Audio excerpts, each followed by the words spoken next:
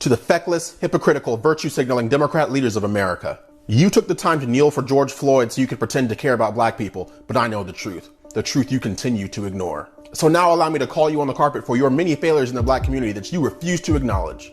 How about kneeling to acknowledge that the worst riots and the worst instances of police brutality in this country are in your cities alone? You are the common denominator. How about kneeling to apologize for having some of the lowest minority, literacy, and graduation rates, but some of the highest single motherhood, abortion, and black-on-black crime rates in your own districts that you yourselves represent?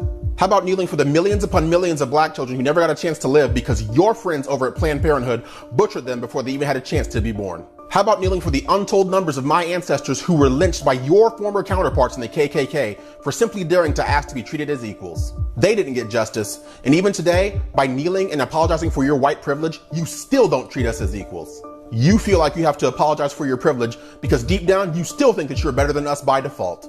If you'd actually held your friend Amy Klobuchar accountable for not prosecuting Derek Chauvin when she had the chance to after he had 10 complaints filed against him in his 19 years with the Minneapolis police force, maybe George Floyd would still be alive. The fact of the matter is, if you had to take a knee for every black life lost needlessly due to your failed leadership, you would be on your knees forever.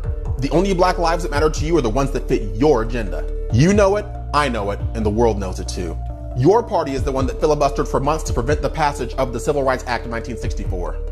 Your party is the one that only had 23% support of the 13th Amendment, which abolished slavery, and had 0% support for the 14th Amendment, which granted freed slave citizenship, and also 0% support for the 15th Amendment, which gave us the right to vote. The policies you have implemented have been the figurative knees on the necks of my people for centuries. And it is because of you and your failed leadership that many of us still can't breathe today.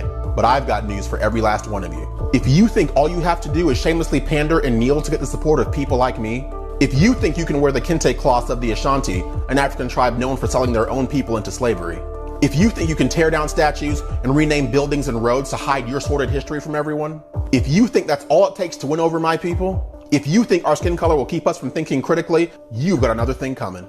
I'm Damani Felder, and that was absolutely nothing but common sense.